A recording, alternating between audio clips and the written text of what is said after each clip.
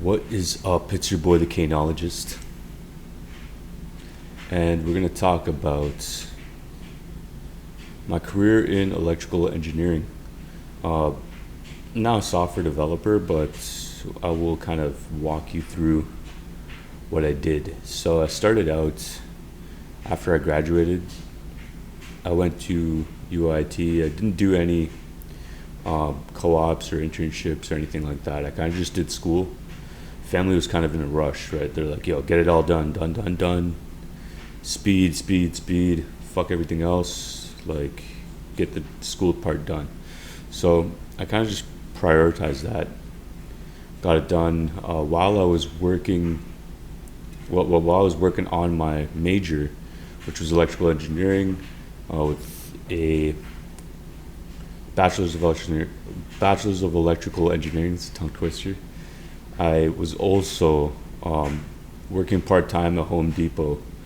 So I was like, for the first summer, I worked at a noodle factory. I worked at a Taiwanese noodle factory in the summer, um, basically as a factory worker, and I was like hammering bags of noodles that were like, because they would mix um, like the batter and stuff and all that in this big vat. So I would be like hammering these bags um, filled with different ingredients to kind of break down the big chunks. And then we put that in the vat. Uh, I would be on a conveyor belt basically picking up stacks of dumpling sheets because they have this compressor that will like compress uh, all the dough that was made into sheet form, and then that's what they would use to get these little circles after they'd been compressed so they could fill it with the dumpling filling, and we'd pass it to the ladies that would fill that. And yeah, I did that for summer. Worked at Home Depot for 2 years. So second and third year. I think first and second year I had my own thing going on. First year I was a lifeguard. Second year was the noodle factory. Third and fourth year I did Home Depot. So yeah, I'd do 20 hours a week. It would be like after I'd finish classes, I'd go straight to Markham in Ontario, and I would just basically work as a hardware associate. So I learned about tools and stuff like that. I'd never touched tools in my life before that. I wasn't very handy. I knew how to do things theoretically. Like I was always good with instructions and manuals and documentation. But I was never the type to like actually get my hands dirty with tools. So like I was kind of new in there. So like going to Home Depot, like got to touch a few things, work with a drill, learn about saws, hammers, screwdrivers, the different types. The good old joke. Some customers would come up to me and be like, "Hey, can you get me a left-handed screwdriver?" And I'm like, "What the fuck's a left-handed screwdriver?" And like that's like a inside joke. It's like you just take a regular screwdriver, put it in your left hand, and now it's a left-handed screwdriver. So like you'd find a lot of people like that in the industry, a lot of contractors that would come by. So I'd like learn the ropes from them. I'd ask them questions. I'd kind of just soak up all the knowledge from these people. And like as I kind of got towards graduation, I started looking for jobs. And I never really found a job directly in engineering for the first 2 years, almost 2 years. So like the first 6 months, I was just job searching. Or the first 3 months, I was job searching. I got a job at this contracting company that did cabling, and basically I ended up quitting it after a month because it was so fucking terrible. I was just given grunt work. Like I was basically taking coaxial cable and just turning it in a machine for $16 an hour. And I was like, this can't be what I want to do for the rest of my life. And imagine if I do this, like the next employer is just going to look at me as a technician. So I don't want to waste my education. So I started looking. Then found uh, a role that opened up as an inside sales and technical support worker at a very it was a small business. So I was the only employee that was full time. There was like a part time person that ran the books and shit, but like I was pretty much the only employee in office full time. So I was like doing shipping, receiving. I was making quotes from scratch in Microsoft Word and PDFs, drafting them. I would do testing on different equipment, electrical testing. So that was like my little gateway in engineering. That was my first job. Uh, it was funny because like it wasn't directly engineering work.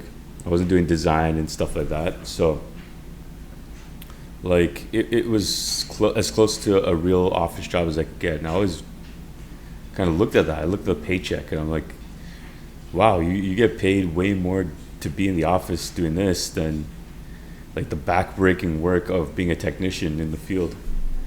And yeah, I did that for about 10 months and then I left. So after that, so we're looking at about a year after graduation ish. So it was probably July of that next year. And then I got another job and I, interestingly enough, became a field service technician again because I got all the theoretical experience from that inside sales job and I wanted to get some hands-on experience. So this is where I kind of put together the tools and the knowledge from like working in the knowledge from the sales associate job and the tool knowledge from Home Depot kind of got melded together because now I was actually building, so like repairing, fixing, installing all the equipment that I was selling as a sales associate, and I had to use all the tools that I use as a hardware associate at Home Depot. So I kind of put those things together that way. And that was really good because I got hands-on experience. I got a lot of driving experience. So I got to drive this like company car and I would go site to site, different places across Ontario. And I would just work with different people, work with different teams, get exposure to electricians, get exposure to other technicians, get exposure to engineers on site. So I got a lot of in-field experience. And I remember it was a lot of construction sites, buildings usually. And yeah, these buildings would be like, you'd be doing maybe 30, 40 units a day. Sometimes if you have a special job per unit, maybe you get 7 or 8 units a day. And they just had buildings with like 500 to 1,000 units. You're in a team of like 6 or 7. You just work your way up for like months at a time on a building and then move to the next one. And then the one-off jobs, you have to either get sent solo or with a partner. So I learned really quickly on how to read electrical diagrams, how to troubleshoot, the harsh conditions. So in Canada, it's like, it's really hot in the summers and it's really cold in the winters. But if you're in construction, if you're on a job site, what the role would be like is you'd have to be prepared for both hot and cold. It's weird. So I'd have my thermal wear, a bunch of winter clothes on, like my winter jacket, thermal wear, my construction stuff, the vest, and all that. And it'd be cold outside, so I needed to wear that. So sometimes the job would be partially outside, partially inside. So I needed to be prepared for both. The thing was, like when you get sent inside, everyone had a bunch of space heaters on each floor. And with those space heaters, like, it's hot. It's like a fucking sauna. So that your thermals that you wear from outside actually turn into a fucking, you become baked. You turn into like a baked potato. You become soaked in your own sweat. It sticks to your skin and you have to, there's no working elevators. You have to like run up the stairs. Yeah, you have to like run up the stairs to go to the washroom. There's only like 1 or 2 washroom floors. So like it's 13 flights of stairs to go to a washroom. You're carrying your tool bag all the way up with you because you don't want someone to steal your shit. And then you're in this thermal wear and your fucking outside jacket and it's heavy. So I got some really good cardio doing that. But those are the harsh conditions. Sometimes I would see nasty things. Uh, like sometimes I'd be in a unit working on electrical. I open the fucking cabinet. There's a bottle full of shit. Someone shat in a bottle. And that's the kind of stuff you see on site. Some people will just like do the most, right? And then, so that job kind of hardens you to the conditions of the real world. Like that's like back-breaking hard work. Your fingers and hands will blister from all the stripping of cable, cutting wire, stripping wire. You get shocked. The stuff that goes into your fingers and shit. Even if you wear gloves, like something could still rip through the fabric. There'll be a piece of metal sticking out of the wall. That's the kind of shit I dealt with for another 10 months. So got a lot of exposure that way. Got a lot of exposure to electrical. I was wiring panels. I was mounting panels, drilling into concrete to mount these panels. I was training people. I was doing a lot of hands-on work, all the grunty hands-on work. And the thing is, with these kinds of jobs, the project managers get all the credit. You're just some grunt. None of the work you do matters. And the project manager, they'll be like, oh, wow. The project manager, they'll give him credit for all the 1,000 units that got done. Because apparently they managed the project. But like, as the tech, you're making the calls to the foreman, right? You have to go to the foreman, four-person, or for 2025 terms. You're making all the calls, doing all the logistics. You're actually doing the work on all the units. But because they manage you, it's like, okay, it's their project. They basically oversaw everything, right? But yeah, they get all the credit. So it's a very thankless role, but in terms of experience, you get a wealth of knowledge.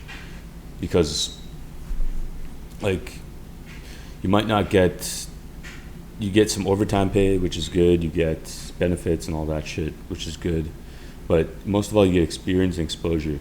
Because these kinds of roles aren't really talked about much when you're in engineering school and in university, so they don't really go over these.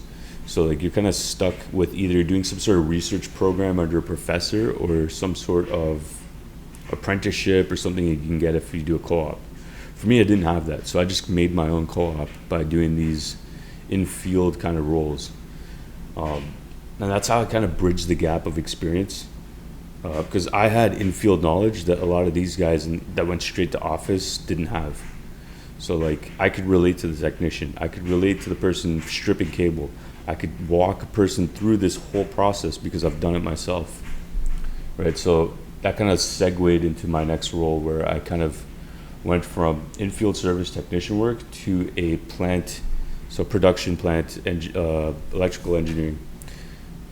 So I was like production electrical engineering for an elevator plant. And basically, once I was in the plant, like, I was doing all the stuff now at an engineering level. So now I was creating drawings for people. I was still wiring panels. I could train people on how to wire them. I'd create the schematics for them. I'd create PCBs from scratch. I'd design them, test them, get the parts for them, source the parts, size the fucking tracks of the PCB. Like, I would pretty much get my hands dirty with everything, and then create a product, create a procedure for that product, train people on how to use it, do quality control on it, do testing on it. That way I could just take this product that was built, hand it to someone, and be like, hey, you take this, follow all the documentation, and now it's a standalone thing that I don't have to touch anymore. And that's what engineering is, in a way. You set up the framework for someone else to do it in a safe and effective, efficient manner. That's also cost effective and has a good design and is very robust, so it could stand the test of time and conditions. So I did that. I was working in the plant for about 2 years. I moved in peak COVID, so 2020. I was actually living at home like for my whole life, pretty much under my parents until then. So at around 24, I moved out the first time. So I was like, okay, let's use this as an opportunity to move out. because like I want to start my own shit. I wanted to do my own thing. So peak COVID 2020 is when I got that job, and I stayed there for about 2 years. And it was good. I got a lot of exposure. Learned about relay logic. Learned about PLCs. Learned about wiring and transformers and how to use those with panels. Learned about different kinds of switches, logic gates. I learned about AutoCAD, SolidWorks, a bunch of that. So that was a wealth of experience that kind of shaped my mindset as an electrical engineer and how to approach the day-to-day kind of tasks and different things that you would expect to see. And then after that, I kind of moved to another industry where I was in the automotive industry where I did design, and I was on the systems team. So systems team is now you're going from design to an even higher level up where you're actually managing a whole system of all the inputs, outputs of a certain feature for a car or for a vehicle, again, like things like that. I would be at a high level working with the software guys, with the hardware guys. And this is where you take what you learned from the plant and you apply that at a higher level, because now you're going to like managing a system, managing how the people execute things, managing how to get from A to B in a timeline. So now I was kind of like I wouldn't say a project manager, but I was more of a project and systems style engineer. So I would be overseeing all the things I would have been doing manually. So now the engineer underneath, like I guess, would be doing something manually. The guy in the plant, and the guy above me would be like would be a more senior level manager who would be managing all the features of that like vehicle, and then like I would be managing one feature or two features or three, right? And then I would report to that manager. So now I was learning like chain of command. I was learning process. I was learning how to integrate systems with other systems. I was learning how to do failure effects analysis. I was learning how to do high level design. I was learning how to manage a timeline for a project, do risk mitigation on a project, right? And now that kind of ties into the cost. Now that ties into the business side of engineering, right? Because it's not just about technical. It was also about how can you incorporate all these principles and still make money and still meet the company goals and still meet the thing. And that was something I didn't do in the plant, because I was just more on the task. I was overseeing a task, a project, a service, or whatever they wanted to provide. I was doing that. But now I'm managing a feature with a timeline that ties to the company productivity and the company vision, the company goals, the company. So now it's like more on how does this system fit in with the company's objectives versus how do I get this task done for the company, what I was doing at the plant. So I kind of got a very high level understanding of that, and it was good. It was really, really good exposure. I met a lot of really intelligent people. You start to meet in corporate people on all ends. You meet people at the plant level, you meet people at the executive level, and you learn a lot. Once you come from a certain background like I did, it was just a rich experience, with like, there's always someone that was a specialist in an area with corporate, because they hire specialists. So everyone's like a beast at their one task. So it's like someone will do design, but they're an amazing designer. Someone will do wiring, but they know everything about the wiring. They know the size of the wire, the gauge. They know the type of jacket. They know the type of interference, the type of deviation. They know the type of material used. They know the type of conductivity in that wire. Like, it's crazy. So you learn so much from these people, and you learn from these specialists. And then you kind of shape an idea. That's what I did, at least, because I would consider myself a generalist more than a specialist. My goal has always been to kind of build products and build services at a high level, and then let the specialists take over that. Because like my goal I like building things. I'm a builder, and I've always been one. So being a generalist at a high level kind of benefits you in that regard, because you have to kind of know a little bit of everything to make a working product that people can use, and someone else and other teams can help you scale, you know. So I did that, and that was good because I got a lot of exposure. I kind of got it put all the knowledge, so like everything I've done kind of like built upon itself up until that point. And with that, I started to kind of make a transition to a little bit towards software now. So I kind of did like a hardware software kind of hybrid medium.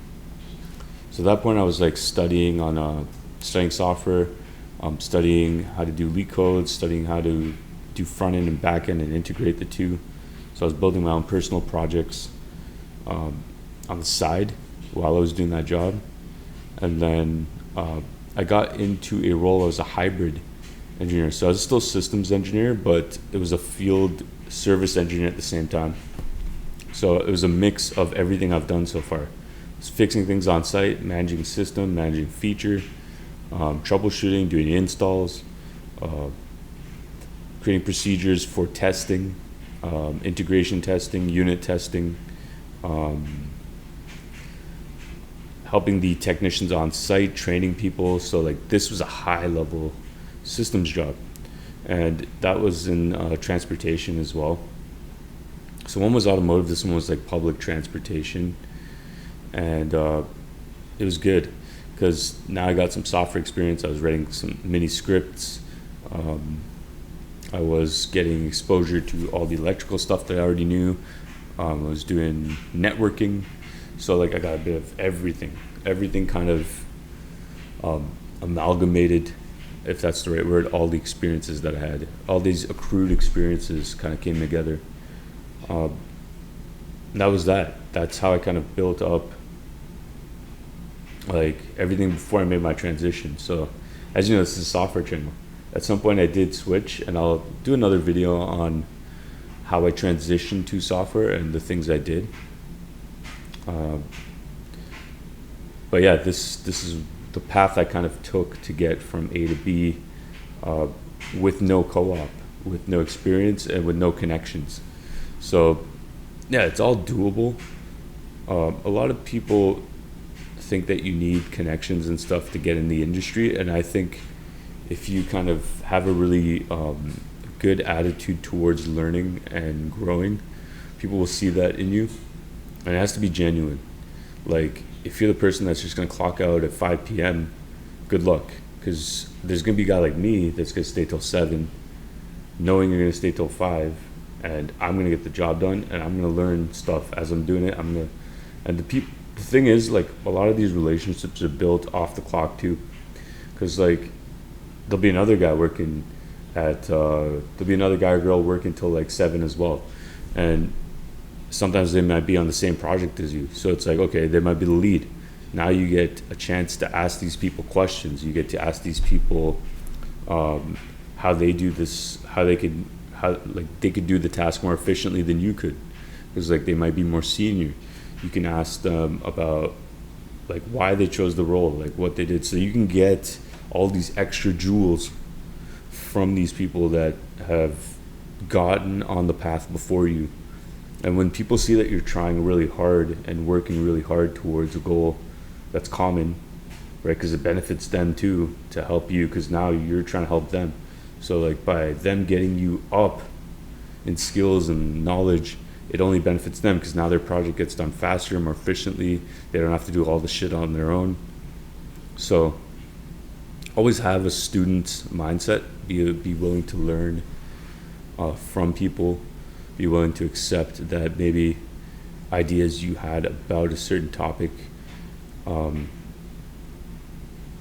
are good, but someone could have a better way.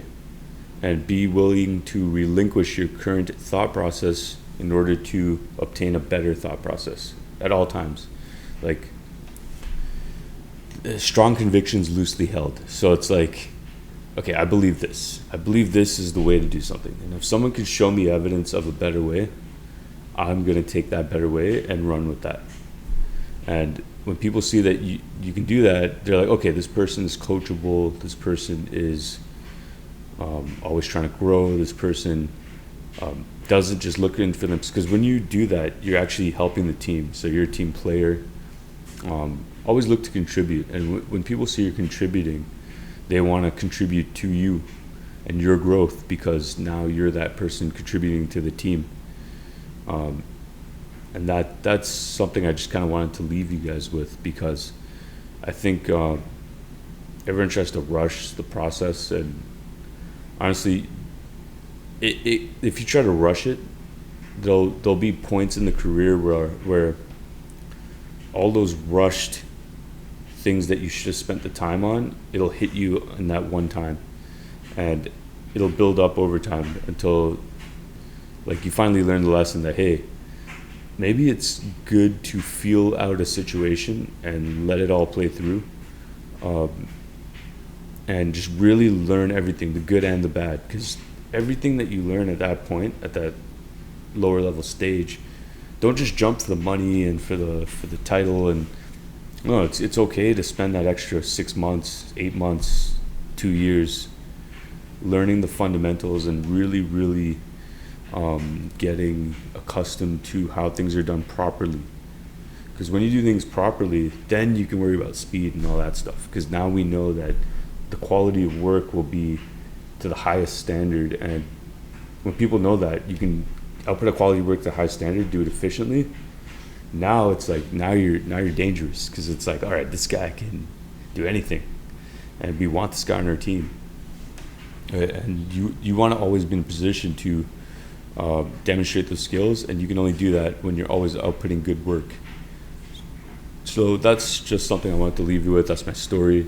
That's my approach. This is how I think about everything as someone that spent about 5+ years in electrical engineering. So yeah, take that with a grain of salt. Do what you do. I hope you guys enjoyed. And yeah, I'd love to hear stories from you guys, and maybe tell me about some of your experiences in the comments below. I read them all, by the way. Okay, I'll just out.